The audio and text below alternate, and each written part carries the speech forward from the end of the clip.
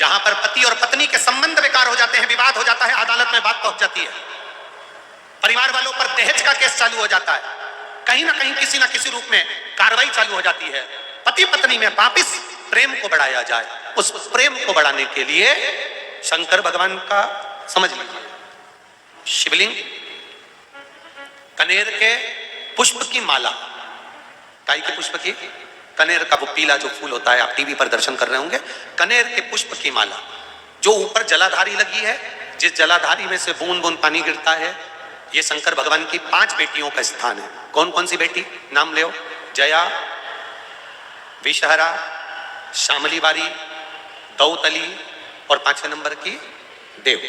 ये शिव जी की 5 लड़की है जो पानी बूंद बूंद नीचे गिरा रही है। शंकर भगवान की बेटियों के स्थान से शंकर भगवान की जो ये जलाधारी है, जलाधारी अशोक सुंदरी वाला स्थान, ये जो जलाधारी है, बेटियों के स्थान से जलाधारी तक जो कनेर के माला बनाकर स्पर्श कर कर लगा देता है, शिवरात्रि के दिन प्रदोष काल के समय पर उस पति पत्नी में कितना भी झगड़ा हो रहा हो, आपस में प्रेम बनना प्रारंभ हो जाता है। अदालत का केस धीरे धीरे समाप्त हो जाता है, अदालती कार्रवाई। यहां तक कहा गया कनेर का पुष्प, भाई भाई में विवाद हो रहा हो, जमीन के लिए विवाद हो रहा हो, किसी प्रॉपर्टी के लिए विवाद हो रहा हो, या किसी अन्य विवाद में पड़े हुए हो, या तुम्हारे दुश्मन बढ़ रहे हो, तो भी कनेर का पुष्प शिव को समर्पित किया जाता। कनेर का पुष्प सुख प्रदान। 2 पुष्प ऐसे हैं जो भगवान शंकर को नहीं चढ़ाए जाते, एक केतकी, एक केवड़ा। और चंपा भी भगवान शंकर को चढ़ती है, पूरे साल नहीं चढ़ती, केवल भादों के महीने में चढ़ती है, उसके सिवाय नहीं चढ़ती। केतकी सारे देवताओं पर चढ़ेगी, शंकर पर कभी नहीं चढ़ेगी।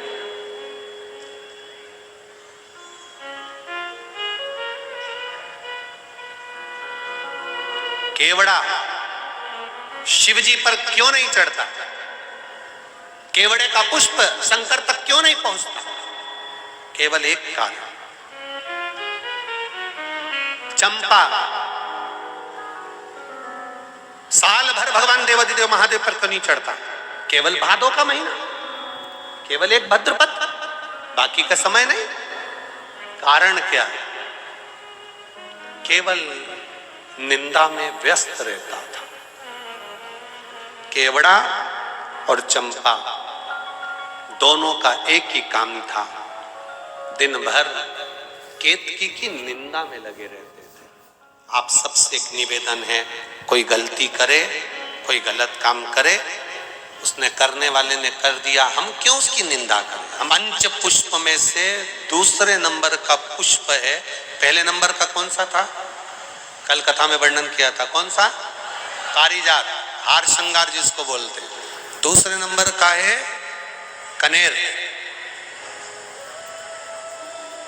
जो जहर से परिपूर्ण है। पीला कनेर देवादिदेव महादेव को समर्पित हो जाता, शंकर भगवान को भूलवश भी चढ़ जाता, तो व्यक्ति खड्डे में नहीं गिरता, अगर गिर भी गया तो उबर कर वापस बाहर आ जाता है। धन वैभव संपदा में शमी पुष्प की बड़ी महत्ता, बड़ी महत्ता। तुम शिव जी को चढ़ाओ मत चढ़ाओ, भले तुम बाहर जाकर टूटा हुआ लेकर आ जाओ, पर घर के बाहर, घर के कमरे में नहीं, हॉल में नहीं, घर के अंदर नहीं। तुम्हारा घर चारों तरफ से हो जाता है, 4 कमरे, हॉल, किचन, लेटरिन, बाथरूम सब पूर्ण कंप्लीट हो जाए, उसके बाद जो तुम्हारे जगह बचे, घर से जब तुम बाहर निकलो तो बाहर की ओर जाते समय, अगर तुम्हारे निकलते समय तुम्हारा सीधे हाथ की ओर अगर शमी का छोटा सा पौधा लगा है, तो ये निश्चित है कि तुम जिंदगी में कभी किसी अदालती कोर्ट केस में, कभी प्रशासनिक आदि केस में, कभी किसी गलत जगह पर जिंदगी में नहीं फंस सकते। आप उससे बाहर निकल जाए। एक शमी का छोटा सा पौधा भी, उसका स्पर्श, उसका दर्शन, उसमें चढ़ाया गया 1 लोटा जल। शमी 3 देवताओं को सबसे ज्यादा प्रिय है। पहला देवादिदेव महादेव, दूसरा शनि महाराज, तीसरा श्री गणेश जी महाराज। श्री गणेश जी महाराज।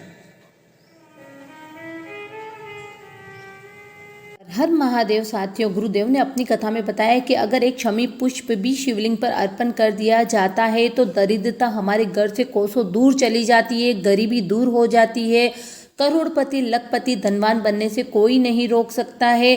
सोना देने वाला इस पुष्प को बताया गया है। इसकी पूरी कथा गुरुदेव ने अपनी कथा में बांची है, आप उसे भी सुन सकते हैं। तो इसी तरह से सोना प्राप्त करवाने वाला, धनवान बनाने वाला, वैभवशाली बनाने वाला यह शमी का पुष्प शिवलिंग पर जरूर अर्पण करना चाहिए, जिससे हमारे घर में उन्नति होती रहती है, हमारे घर में प्रबल लक्ष्मी प्राप्ति के योग बनते हैं। तो इसी तरह शमी के फूल की बहुत ही महत्ता है। शमी का फूल इस तरह से दिखाई देता है, आप देख सकते हो स्क्रीन पर। बहुत ही प्रभावशाली, भाग्यशाली होते हैं वो लोग जो शमी का पुष्प शिवलिंग पर अर्पण करते हैं, शमी की पत्ती शिवलिंग पर अर्पण करते हैं। राजस्थान में शमी के वृक्ष को खेजड़ी का वृक्ष, खेजड़ी का पेड़ कहा जाता है। तो आप इस बात का ध्यान रखें, जहाँ खेजड़ी का वृक्ष दिखे तो उसकी पत्ती लेकर के, उसका फूल लेकर के शिवलिंग पर अर्पण कर दें, जिससे भगवान अति प्रसन्न होते हैं। भोले बाबा जब एक बार किसी पर प्रसन्न हो जाते हैं तो एक दो नहीं देते, वह छप्पड़ फाड़ के देते हैं। तो इसी तरह से और भी उपयोगी वीडियो को जानने के लिए, उपायों को जानने के लिए चैनल को जरूर सब्सक्राइब करें। ऐसे हैं जहां पर पारिजात के पुष्प को समर्पित कर देने से, भगवान शंकर को अगर पारिजात का पुष्प समर्पित किया जाता है तो मनवांछित फल की प्राप्ति होती है। पहला, मां नर्मदा से निकला हुआ कंकर नर्मदेश्वर महादेव। अगर कहीं नर्मदा जी के कंकर से शिवलिंग बना हुआ है तो मां नर्मदा के शिवलिंग पर पारिजात का पुष्प समर्पित होता है।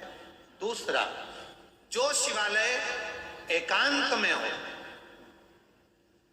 एकांतेश्वर महादेव जो एकांत में बैठे हो, भले ओटले पर बैठे हो, अकेले बैठे हो, एकांत में बैठे हो, वो एकांतेश्वर महादेव पर भी पारिजात का पुष्प समर्पित कर देने से, अगर कोई अदालत का कोर्ट केस होता है तो बाबा देवादिदेव महादेव का मात्र पारिजात पुष्प का स्मरण या उसको समर्पित कर देने से भी फल की प्राप्ति होती है। तीसरा, ऐसा शिवालय जो नदी के तट पर हो, सरोवर के तट पर हो, कुंड के तट पर हो, बावड़ी के तट पर हो, कुएं के तट पर हो। आप सब लोग तो ग्रामीण क्षेत्र के निवासी हैं और जितने लोग भी कथा सुन रहे हैं आस्था चैनल पर, फेसबुक, यूट्यूब पर, सबके स्मरण में होगा, पहले हमारे जो पूर्वज होते थे वो कुआं बावड़ी के पास में शंकर जी का शिवलिंग रख देते थे। ध्यान में होगा, जिसको स्मरण में होगा उसको मालूम होगा। शिवलिंग लाते थे और जहां कुआं होता था, बावड़ी होता था, तालाब होता था, नदी होती थी, उसके तट पर, उसके पास में शिवलिंग रख देते। कारण क्या है? किसी जलाशय, कुआं, बावड़ी, तालाब, नदी, सरोवर, इसके पास में जो शिवलिंग होता है उस शिवलिंग को बहुत सिद्ध करने की जरूरत नहीं होती। स्वयं गंगा मैया उस कुंड बावड़ी के रूप में रहकर शिवलिंग को सिद्ध कर देती है और वहां स्वयं विराजमान हो जाती है महाराज।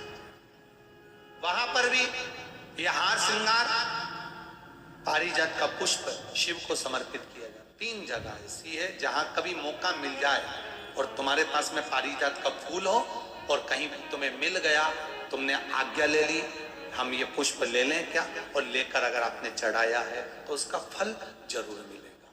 पारिजात, हार श्रृंगार का पुष्प।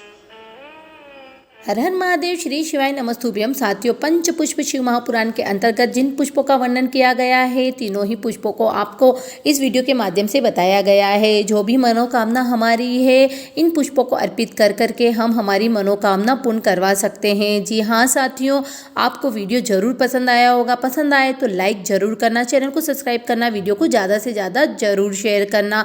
महाकाल बाबा आपकी सारी मनोकामना पूरी करें। बड़े ही भक्ति और भाव के साथ महाकाल बाबा सुबह की भगवान शिव की आप पूजा और आराधना करें। मिलते हैं अगले वीडियो में, तब तक श्री शिवाय नमस्तुभ्यम।